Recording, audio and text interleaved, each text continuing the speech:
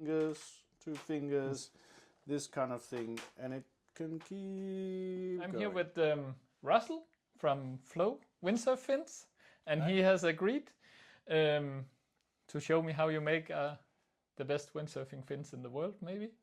Definitely how to make them. They're definitely the best, absolutely. Yeah. No, thanks, Casper. This is my little workshop. One of the great things about making fins is that if you're kind of a bit organized, you don't need to have a giant amount of space. So it's actually not such a big place. It's like, I don't know, 5 meters by 4.5 meters or something like that. Not even, I think. Not even, maybe. 8 square meters, maybe. We have everything that we need is in here. We have all of the fibers. There is industrial ovens for curing the laminates. All of the tooling and so forth is here. We have some of the molds. This is for the FR fin. It's got a bit of a sweep on it. We have several different molds for different sizes and of the different models. And there's also a bunch from prototyping time when we were testing also different cross sections and things like that. Yeah.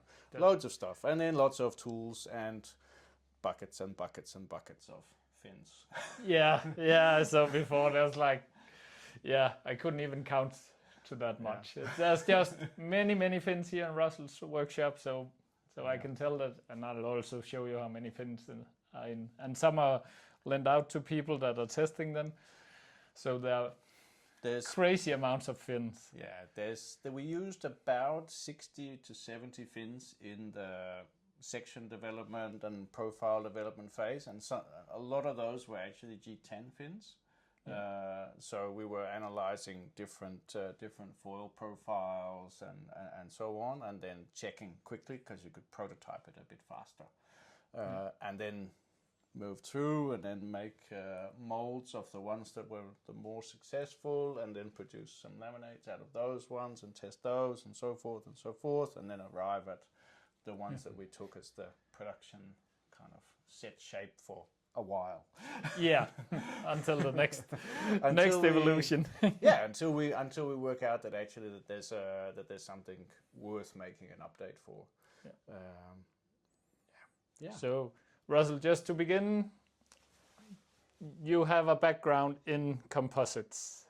Yeah, actually, I started off fully in composites. I was a composite boat builder back in Australia, making ocean racing yachts and high performance water sport equipment, that kind of thing, as an apprentice. So I started when I was 16 doing that.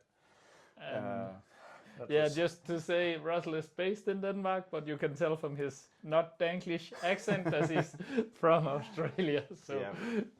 So I came from a bit smaller city near Melbourne, and then worked a lot in that area, and that's how I also got my love of surfing and windsurfing and sailing, because there's just a brilliant place for doing it there.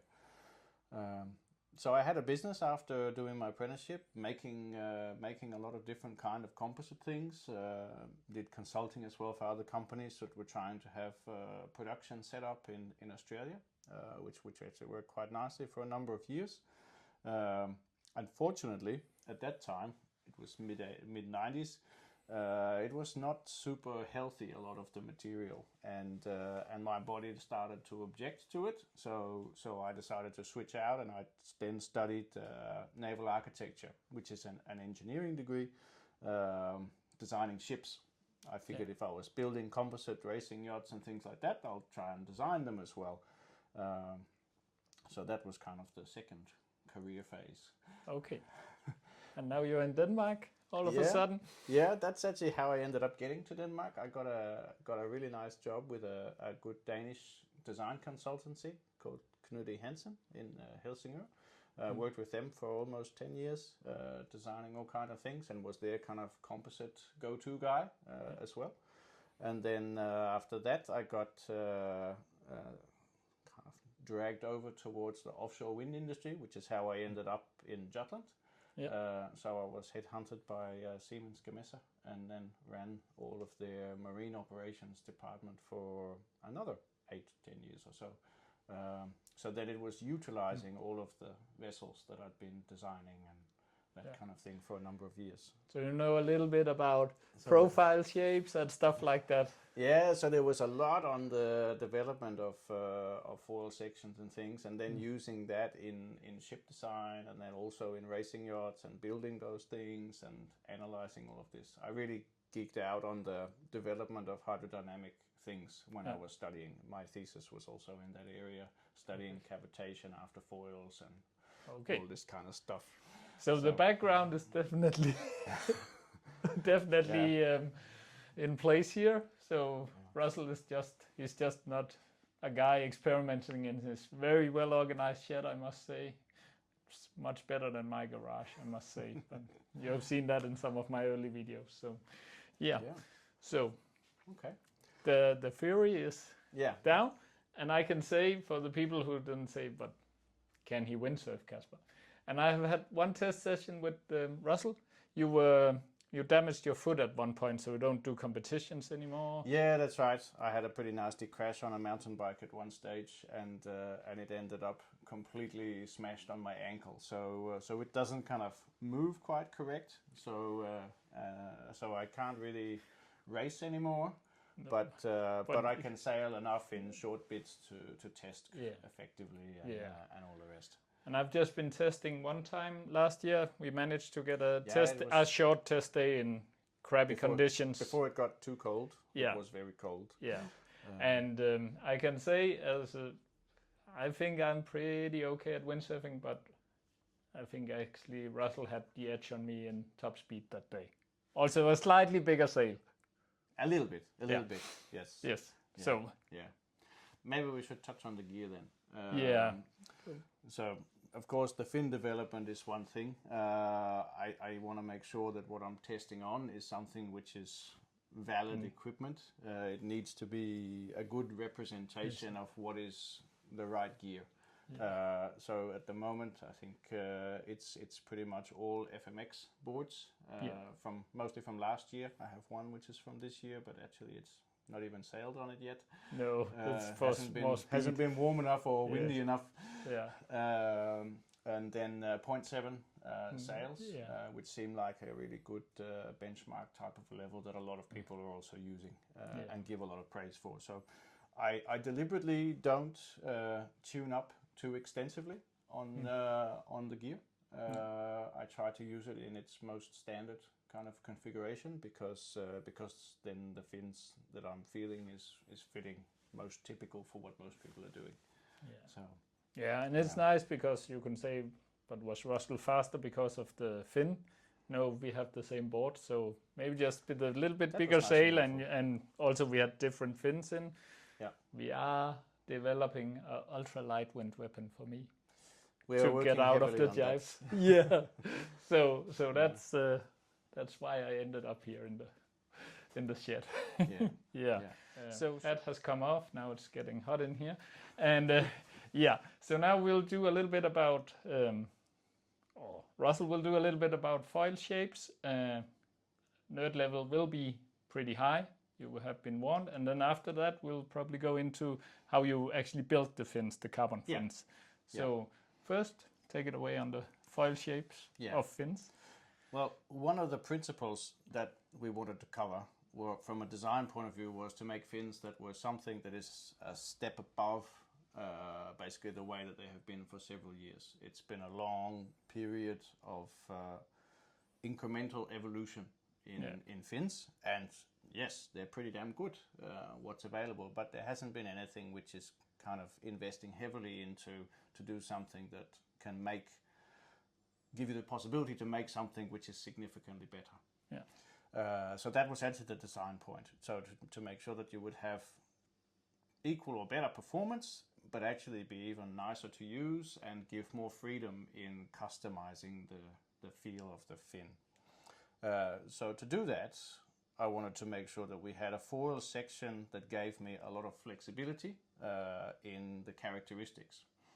Some foil sections you can have where if you bend it sideways, it will simply stay quite, it will keep its plan form quite straight. This is G10, of course. When you bend this one, it introduces a little bit of twist to it. automatically. This has just got fibers at 0 and 90 degrees to the trailing edge. When we make a fully composite fin, then we can put fibers to whatever directions we want.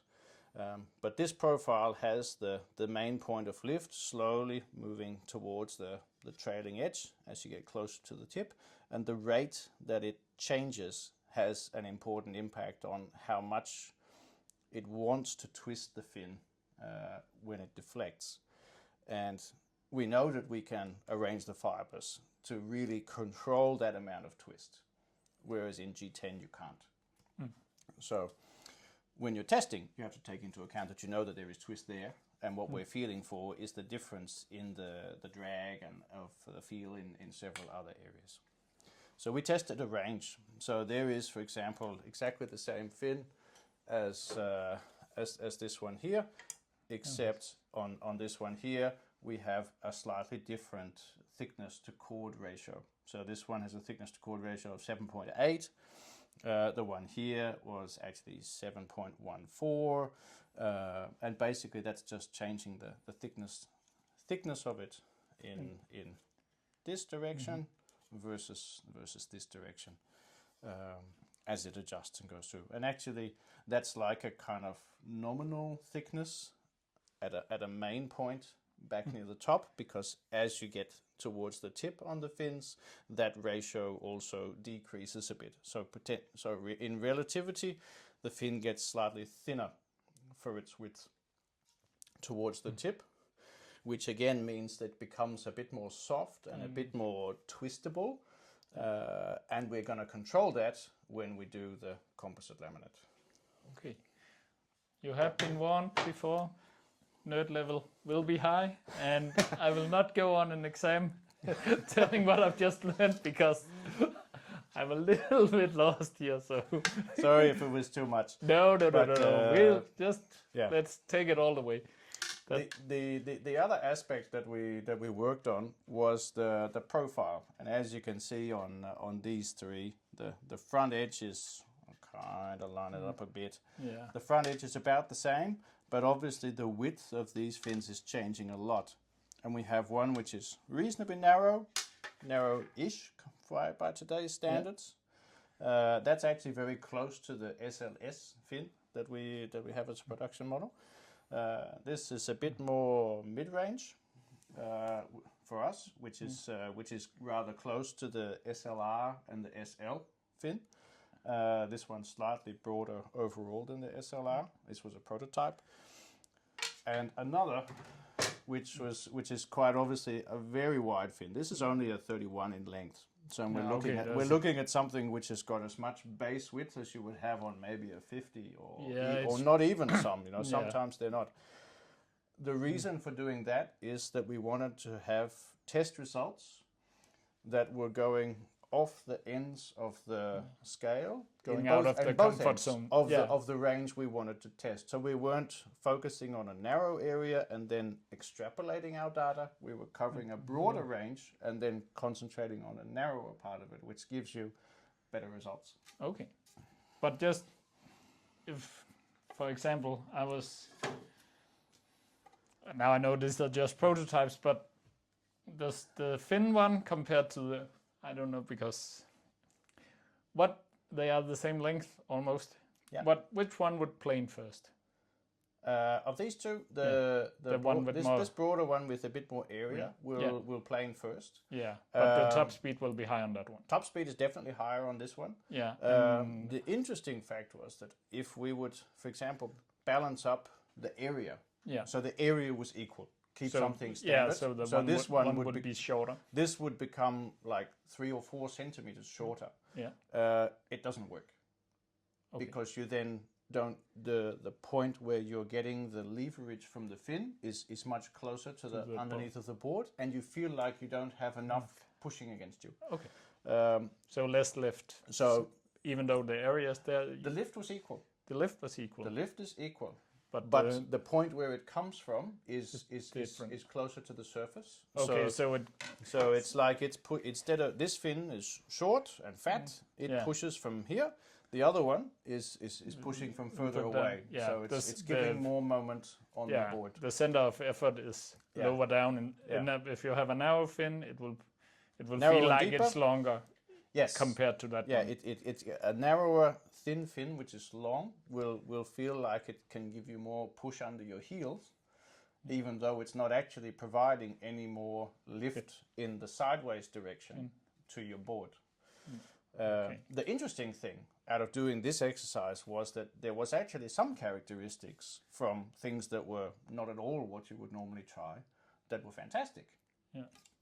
The main difference with this fin was it almost never, no matter how overpowered you were getting with your equipment, would feel like it was going to over-rail the board. It would do that very, very gently. And you could simply just get on the board and just stand there and lean back into your harness, no feet in the straps or anything, and you could basically start planing and point in whatever direction you want to go. Like, you had huge range. It was a little slower, maybe 10%. But it gave some other attributes that were... And more control also? It was extremely controllable, very comfortable. It would not lift the nose of the board, those kinds of things. So it was some characteristics that were really great for people who were trying to improve their capabilities. On other days when I've been testing and the weather's been really strong and very choppy, and I've been using the others and testing the carbon ones and get tired and you start crashing or something like that. Actually, if you use this one, then I might go half a knot slower or maybe a knot slower, but I don't crash anymore, and it's all very, very easy. So there were some characteristics that we took out of this and integrated into the FR fin by having a bit broader base width even than the SLR fin, because it was one of the main aspects which gave that really good. But we know we needed to get the lift point a bit longer. Otherwise, it would not feel like it gave you enough lift. Okay. So there was some really valuable insights out of testing stuff that you knew was not actually the target. Yeah, but actually that might be good for free riders, because you have easy terrific. going, and you just have control, and that half knot. If you just sail in the summer and just want easiness, then maybe that's a little bit wider fin actually. It did a huge amount. It did really a huge amount. So some very surprising things. And the narrower one, of course, it had a much more slippery kind of a feeling, but in the same width. We then tested 3 different thicknesses of a similar profile. And there you could feel exactly when was the point where it was too thick and getting too thin. Okay. And a too fin will make it less controllable, or the too thin, it required a bit more speed to get into its range. And there was a point where that was beyond what you would normally get from when you're starting to get going. Like, it needed to go just a bit faster than what you normally can do when you're just putting just your front foot in or something like that. Okay. And what we want is the board to start to get that nice, I want to lift and rail a little bit feeling before you've even got your back foot in.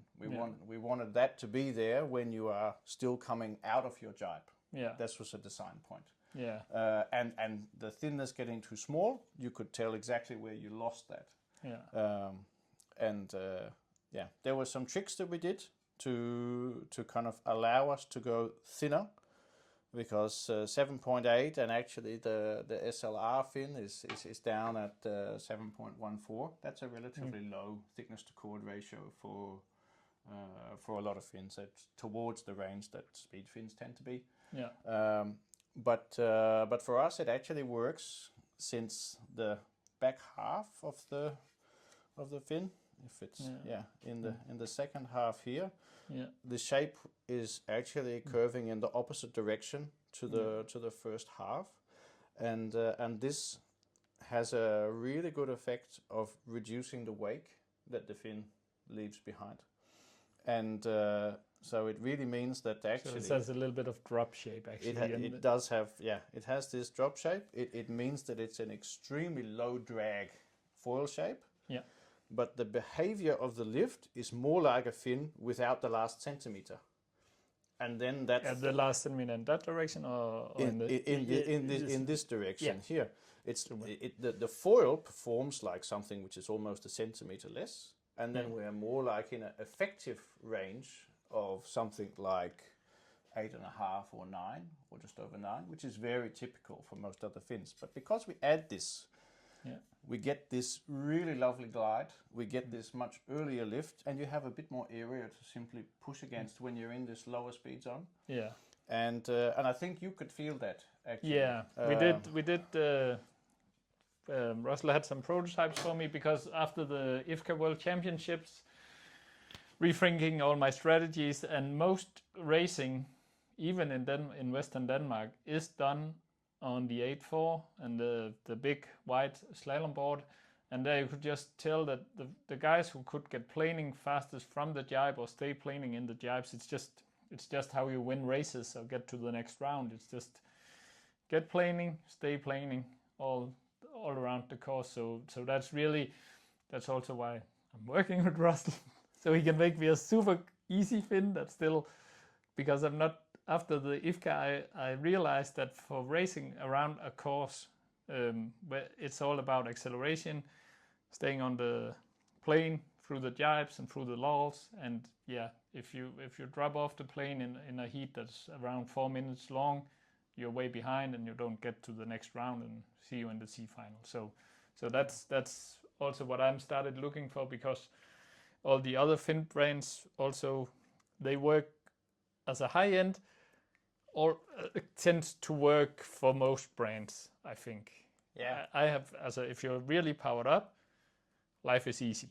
Yes. But it's all, you're never powered up on a race course because you're in the wind shadow of other people. And that's exactly it. I mean, the moment I can remember when I was still able to do a lot of racing, and I went first to Western Australia.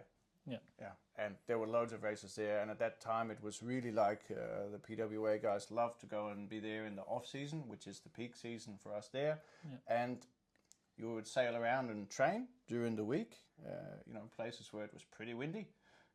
Average was something between minimum 20 knots up to 45-ish sort of thing. Most days, and you would sail with relatively small sails.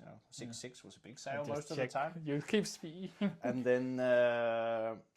then you would do a race, other than just training and sailing there. And all of a sudden, you would find that you were starting to actually feel underpowered.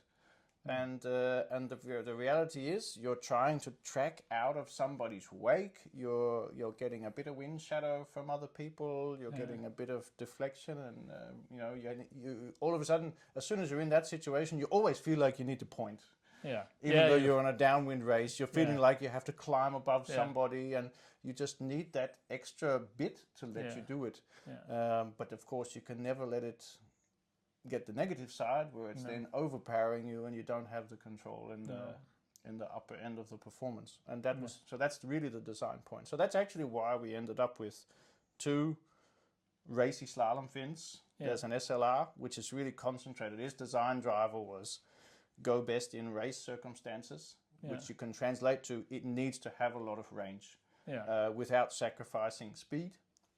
But it really wants this acceleration and other things, which are also really nice things just for sailing around. Because when you're planing, you are having fun, and when you're stuck, you are not having that much fun. The SLS fin, which is the bit narrower one, it's a little more focused on the times when you were sailing by yourself maybe, or on your GPS, or just with your buddies, and you're not challenged so much by these other influences, and you maybe go for longer legs, or definitely for events like Delphi Wind, where, well, actually there's a lot of sailors, a lot of bad air. I'd probably take the SLR for that.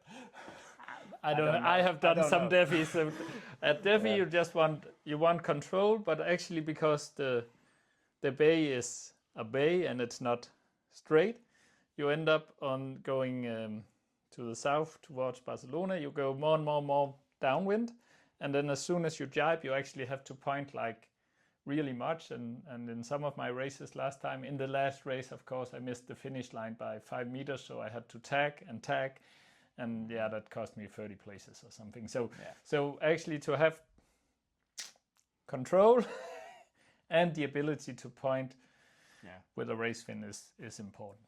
So yeah, then you would still get that delivery. Yeah. So that was really the foil development, and the profile development was mostly about to make sure that we don't need to reduce the width in the tip quite as early as some others, because we have really good flexibility to organize the fibers however we want. And we can really control that twisting, which a G10 fin just lets you push it away. We can literally make it so that you almost can't make that movement happen. And that changes totally what you want in terms of stiffness of the fin in the other direction, because when that twists off, yes, you might lose a tiny bit of power, which you might want when you're overpowered, but it's instantly becoming a heavy amount of drag. So we don't want that. We don't want drag. You want to be able to stay committed and just continue. And keep it all steady and efficient. So now just for foil shapes, we talked about 15 minutes or something. So I'll just do a quick reset. So as you've seen in one of my fin tests, I also talk about the covers, and Russell just showed me they don't come off on this fin. And this fin, Russell will like to talk about, it's the FR fin. So it's a bit more free ride oriented. Free race, free ride. It was intended as the fin that you would do your big step of progression on to end up on really full-on race gear. And we make it in two different constructions. There's a G10 version, and then in the composite version, it's this is the woven finish. We also have a unidirectional finish on the surface, which is slightly more expensive, but it actually reduces the weight a bit, and it gives the fin a slightly crisper kind of a feel. Okay, it's really nice. If you're average Joe windsurfer, let's just say you sail your Taboo Rocket and you're looking for a slight performance upgrade, but you're sailing these, what you say, free ride sails, 2 cams, maybe 0 cams. Does this bring anything to the table, or would you rather say go with this one if you're more free ride as just a weekend warrior maybe? The main reason actually that I recommend people for the G10 version compared to a molded fin actually is of course they cost less.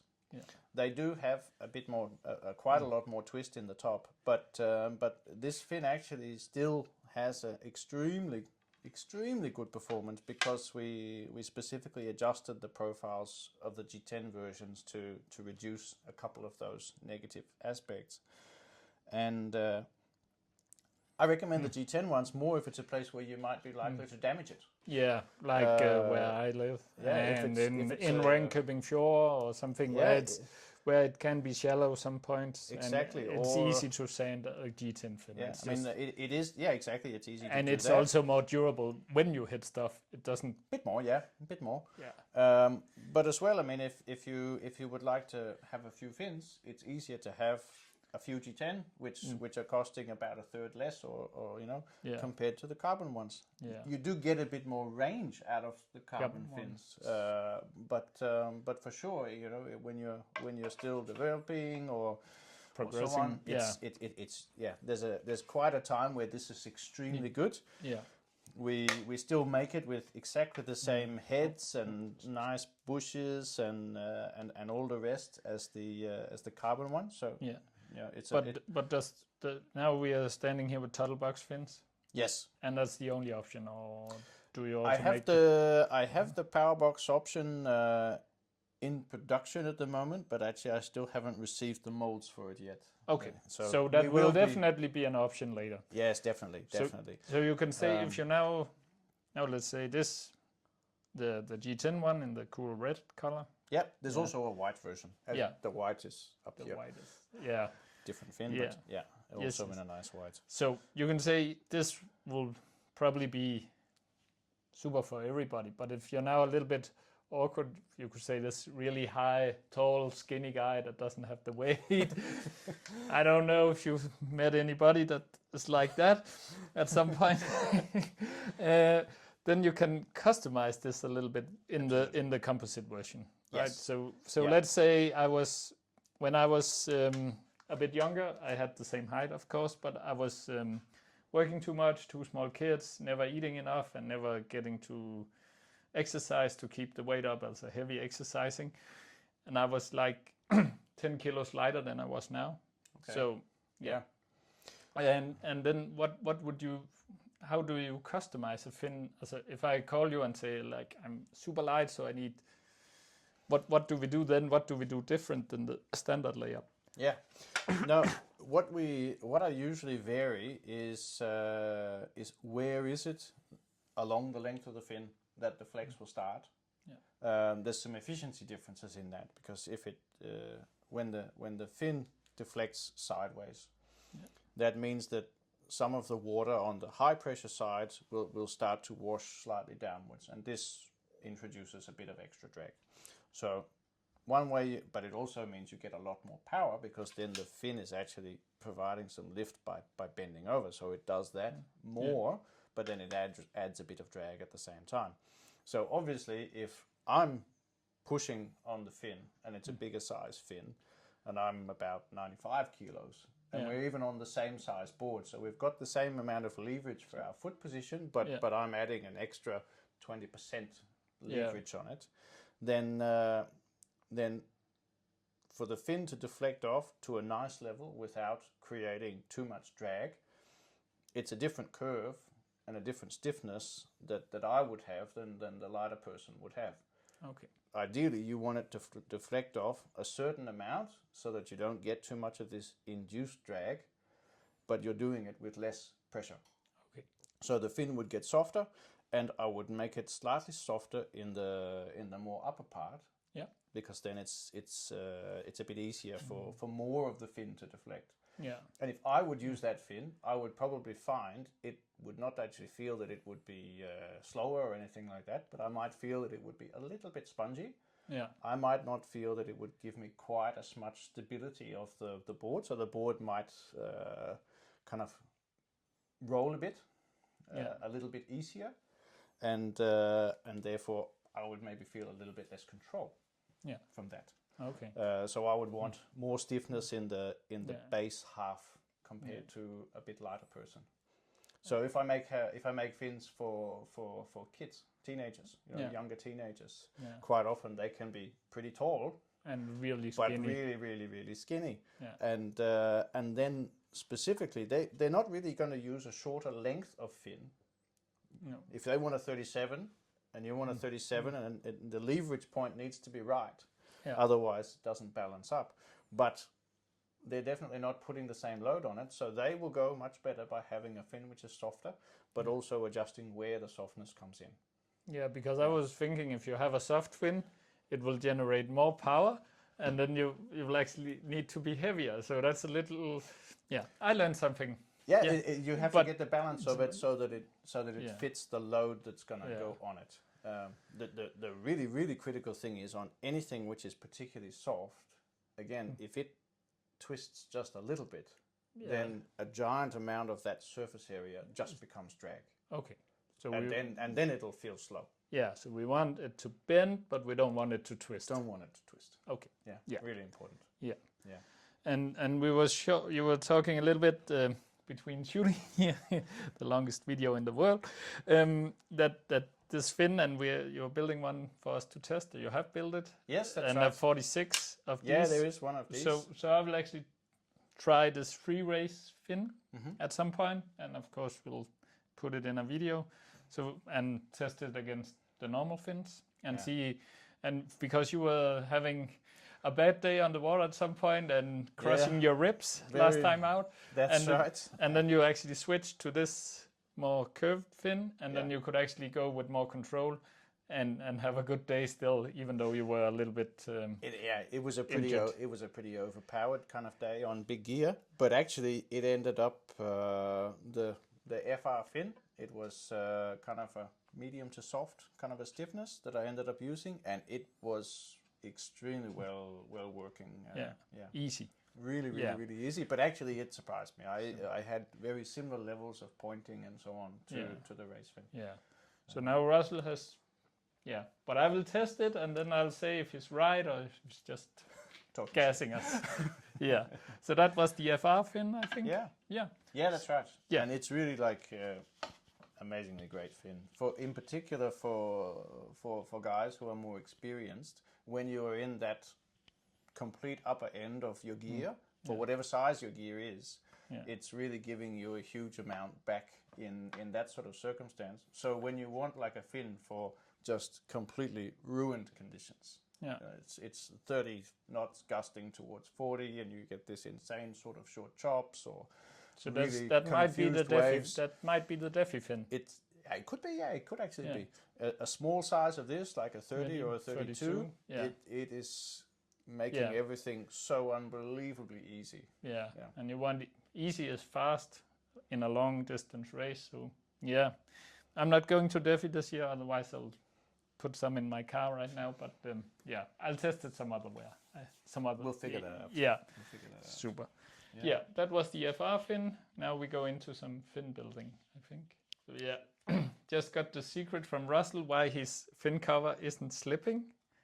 So we add a special bit of gummy material just in the top part, so that it just nicely and gently holds on all by itself. And what tends to happen is you slide your fin in, and it collects all the little bits of sand or seaweed or whatever, and it stays up at the top. Super. And and doesn't fall off. Nice idea. Yeah. So Russell has seen a fin test where they judge the fin by its cover. I don't know who made that fin test, but yeah.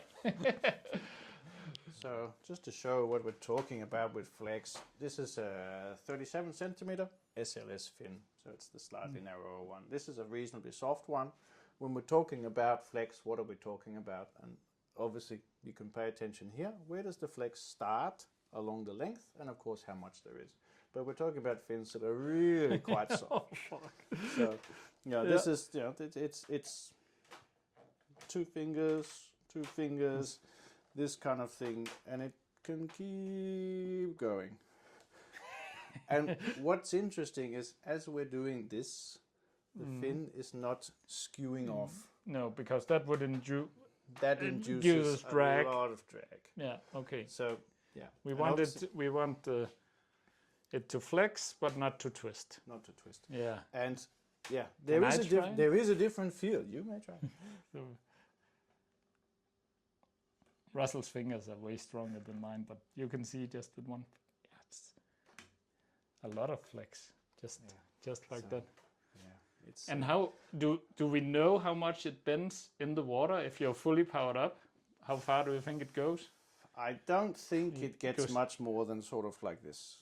But that's I think that's and so it probably sort of comes off about like that, and then occasionally might have a bit of a pulse, that kind of a thing, because there's only a certain amount of lift that full section can withstand.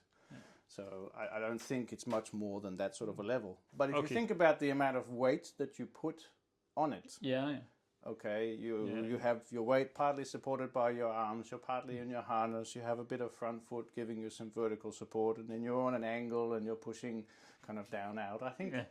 I think we probably put about, me at 95 kilos, I think I probably put about 40 kilos down onto that, and then that's at 45 degrees and so it gets reduced a bit. So I think it's about maybe 25, 30 kilos. Of direct pressure. And I'm really not sure how much I'm pushing it now.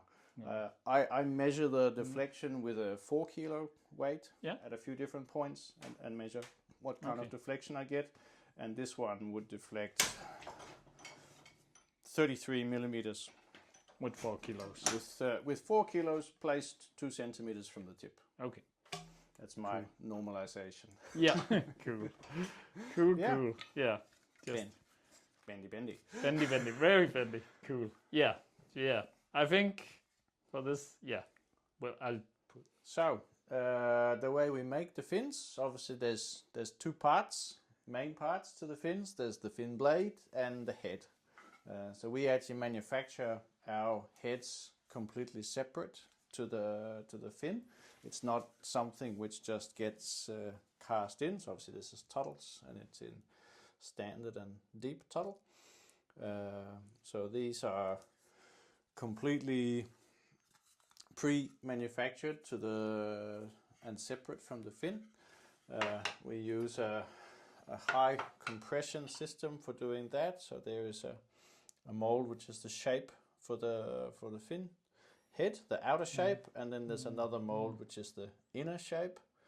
And then we have a special material which is a special carbon mix which goes in here. It's small random pieces in lots of directions and a little bit of woven fiber as well, so that you have fibers in all kinds of directions, not just like normal layer. Yeah. And we do that so that actually, like, these heads tend to fit pretty nicely in most boards. Yeah. Boards that come from the Kinetic factory, they seem to fit absolutely perfect. And I can vouch for that, because depends on the brand from Cobra, if it's or from Duotones, depending on which other factories they're coming from. But I have not found where they're too small. Sometimes you do need to file a bit away. Yeah. If you have a Cobra board, because depending. And sometimes the Kinetic usually fits. It has fitted. Yeah. Until now. Yeah, so, it seems to fit spot on. Yeah.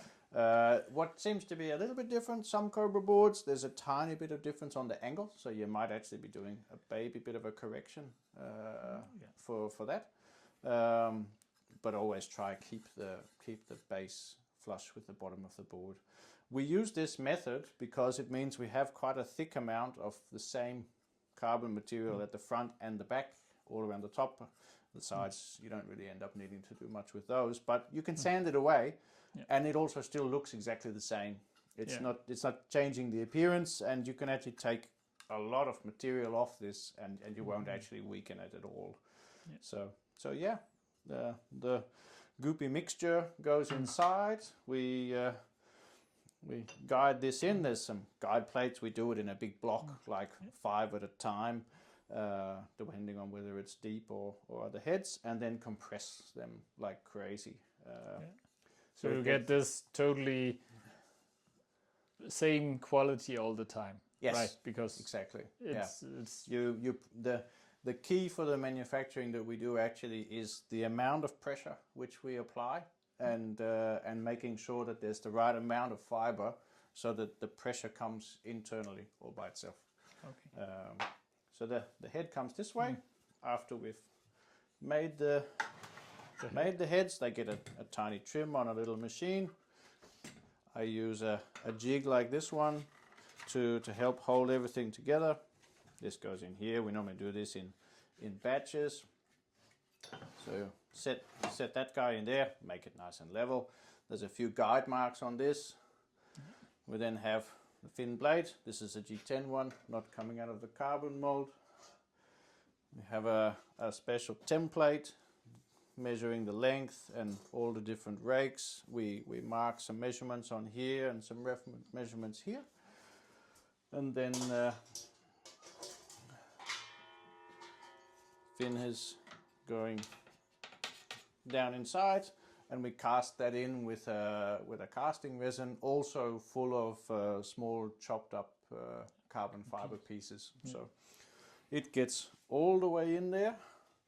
So it's kind of like when they on the Lamborghini says it's forged carbon, they take the old carbon and just, or the excess, and they just grind it and put it in a mix. It actually needs to be in relatively specific lengths, otherwise it doesn't flow when you compress it in. Yeah. And if it's too short, it doesn't create enough resistance. Okay. So it would just ooze out. Okay. If it's too long, then it will bind up in particular at the ends, and then the middle part will not compress. The ends will over compress, and there'll be almost no resin left in it. So it's got to be the right length. Okay. And it has to be the right viscosity of resin. Otherwise, it don't work. Okay, yeah. So it's not scraps that gets chopped up. It's actually specific length, board at the right length and the right width of the fiber.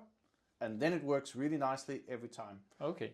But yeah, because I have kind of the same for my dental fillings. If they're big, I have something with the glass fibers in it to make the color nice. It can't be carbon, otherwise you're back to the old amalgam. But actually, they have something with that's more flowy. The fibers are shorter, and then they have the more sticky. Yeah. A little harder to work with, and I think that's exactly the same. Of course, they're very much smaller than this, but still, that you get this great feeling that you have something that connects the matrix. Yeah, so they bind together extremely well.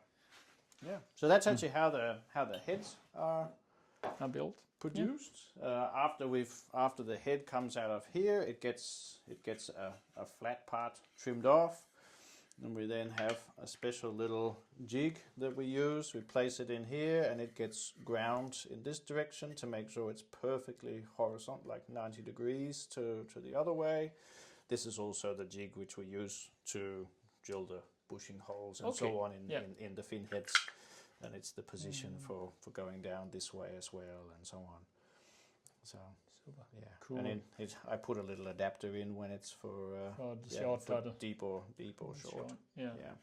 So all of these tools and mold heads and all of it, we design all of those also ourselves. Okay. Cool. Yeah. So a lot of attention to detail and to make it standardized, as what should you say? So you get the same result every time. Yeah. That was actually where a giant amount of effort went into, because you could easily make a bunch of fins that were all really good fins, but if I wanted to make exactly the same fin again and every single time, and all parts of it be equal all the time, that took more work, much more work. Yeah. Okay. Yeah. Keep talking. So the way we make the fin blade when it's the molded ones, we've got, this is the mold for the FR fin. As we were talking before, it's got in a big size. So obviously some of this is inside the head. This one is going up to almost a 47. So it's a pretty big size fin. It uses a lot of width. But we put in the surface layers and other different fibers, set them to the different directions that we want. That's a very specific part. I won't give too many details on which exact fibers and how many layers of different kinds of things. But some of the things which are very specific for us is, again, the compression. To make sure that we get the right amount of compression, there is the carbon layers, which are giving the structural characteristic that we want. And then there is some core layers where the main function of those is to ensure that any stress from one side of the fin is transferred perfectly to the opposite side. Then the shear strength in the core needs to be very, very high. So we actually use a core which is still fully with fibers. It is having a much lighter density than the rest of the fin. So our fins actually they weigh not very much compared to some other fins. I don't know if it makes much difference in the big picture, but you'll notice that if you pick them up, the carbon fins are actually quite light. But that goes together. All the stuff is in there. It's a bit goopy. Originally, we actually used bolts to apply the compression, and it actually worked reasonably okay, but we wanted to be able to do several at a time, so we changed from that. Now we have these super clamps. And I can stack a couple of molds together within this size. If I have more than two, it's a bit heavy to handle, so actually we'll stop at two. But I can do like 4 of these in one go. Yeah. And then the super clamp is coming on here. This is a pretty chunky sized bolt where we sourced ones that were specific for compression rather than tension. It's a pin bolt as used for special big machines. That level will be high. I told you in the beginning. Yeah. So, And then we make sure you talk them at a giant amount. But it's more than a car wheel. A bit higher. It's a bit higher. It's a 160 Newton. About 150ish. Okay. Something like that. But through this clamp, which is actually quite a stiff clamp. This one we took a bit away because you need to have a bit of spring effect in the clamp. Okay. And that needed to balance the size because we have to heat this up. So a clamp isn't just a clamp. A clamp is not just a clamp. Oh my God, kill me now. You could have a press, okay, but a press requires power and big space, and they're really, they cost a lot, and it's hydraulic based. If it fails, then the fins failed. This is a mechanical thing. It's in and it's done, and it's But it's because they go into the oven. They go from here into the oven down over here. Just turn the big camera. I think. It's down over there. Yeah. We set a special program so the heat is increasing in specific phases to match the cure rate of the resin. We have a couple of different resins in the fins to match the densities that we want in core and outer shell. But how do you control that they? Of course, they mix because they're compatible to each other. Yeah, they're compatible to each other. So it's a single chemical reaction. Got to hurry up. Yeah, dinner is ready in 10 minutes. Get done with the. Yeah. So this now we engineered the clamp because obviously it's steel, and when it goes from 20 degrees in here to 100 degrees or so in there, it's deflecting a bit, and we want constant pressure. So we engineered the right clamp. We didn't just buy a clamp off the shelf. It's the right clamp, and there's 8 of those around every pair.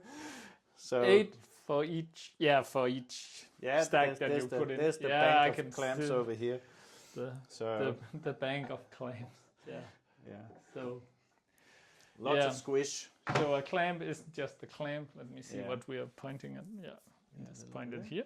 Yeah. So after we've done that, then cut the fin head according to the rake and length that we want. We adjust it for. Yeah, it's fine. Yeah. Also adjust the fin for position in this direction. So because there's so many variables still, because one is the. If you do the composite, it's all the composite, and do we make it softer? Do we make it? Yeah. And then you have the rake, and you have where it's sitting in the fin box.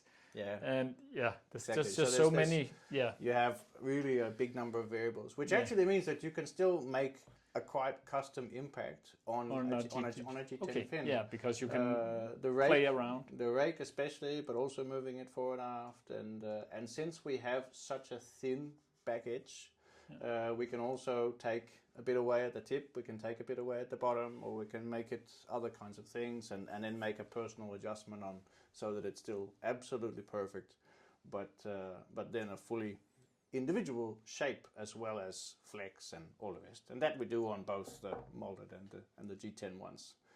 So there's lots of fun there. Yeah, lots of string, and if you have to try it out, you have to make tick, tick, tick, tick. Yeah. Wow. Yeah. So it's there's a lot of science part in it. Yeah. There's a lot of direct engineered kind of things, and then there's the huge element which is making sure that all of the theory and all of that works in the real world. Yeah. And then make it repeatable. Yeah. So you have you write everything down if you try a new layup or something, and oops, this is still going. Yeah. So, and you had the ones over there that was for cutting the same. Yeah, that's right. Shape. This is so that when we cut out our pieces, the digit here is how many millimeters from the center line of the fin it is. So this is exactly the profile of that. That's if it's a singular slice. Yeah. And that means that it's a tiny bit different sort of width from the curvature, but so we can make sure that as we do the different layers, if we don't reduce the width in the right area, then particularly towards this very thin back edge, it will get compressed too much, and in other areas it won't. So it's really important that you have this in order to nice and evenly done. Yeah. Otherwise, the fins don't. There's too many variables again. So it's about keeping in everything. So you have the exact, and I can also tell now, and that there's quite many layers. This is giving. Well, I don't use every single one of these, but this is depending on what I'm adjusting in the fin. So I've made a template for every half millimeter. so I know where I'm at. Yeah. Yeah. Cool. But the ones the most heavily important is probably the first 2 or 3 from the outer side. Yeah. Yeah. Cool. Okay. Cool. So, what more to say about fin production? There's a lot of carbon and a lot of chemistry over here. Yeah. In the back of the room. Not allowed to say what it is, but you can see there's many bottles. That's the secrets ones. of Lots of different bottles. Yeah. Lots of different bottles. The secret of the fin maker. Yeah. Crazy. And I wasn't actually. I knew some of this in advance because I geek out a little bit sometimes and go into the deeper parts of the internet, but I actually didn't know that there's the clamping and the stuff. Should you say a little bit over? It's like a little bit if you get a BMW, it's also over-engineered a little bit. So I think that's that's the attention to the clamp. That's that, and also making sure we're taking a little bit out again so it can flex in the oven when it stretches and stuff. That's impressive, and I can. Yeah. And I'm just a dentist, so I know a little bit about material science, but not that much. But I can follow the idea that it has to. Everything in the whole system from beginning to end then has to work nicely. And has to be repeatable, so it's just not you just don't take one from Harald Nyborg and just clamp it on. And some of the other challenges in the beginning were for sure how long did it take to do each step, because I'm trying to make the absolute best quality that I can, but depending on some materials, the labor that you would have to do for putting it in was then going to go through the roof. So we can't end up having that we spend 20 hours to make one fin, because then it costs just too much out of the atmosphere, and there's no business. No, it's of course it also. So we had to engineer it for being able to be built feasibly at the highest quality that we can manage. Yeah. So if let's now say, would it be possible, just brainstorming a little bit, to say that if I wanted a really, really special fin, and I was saying like wifey has to pay because I'm getting 50 years old maybe, so first in 5 years, just for the record. So could she then call you and say, Kasper is like turning 50, can you make a fin that's beyond the world, money is no problem, it can cost 4,000 euros, whatever, wifey doesn't have to. Wifey, can I have a fin for 4,000 euros? Like the Patrick. But that's fully possible. I've had a few already where people have asked, can I add a certain picture on the sides or give it GT stripes or other kinds of things? But would the performance gain be worth paying the price for? If you want to do something other than just visual, there is some things you can do that will continue to elevate it further. Okay. Most so if money wasn't an issue, we could go even. Yeah, we can. Okay. Yeah. Nice to know. But this year I'm on a no-buy year because of some challenges with some houses breaking. So. I mean, for example, there's the molds that we decide is the production ones, so that we can get organized and do it as efficiently as possible and pre-cut in good volumes for different materials.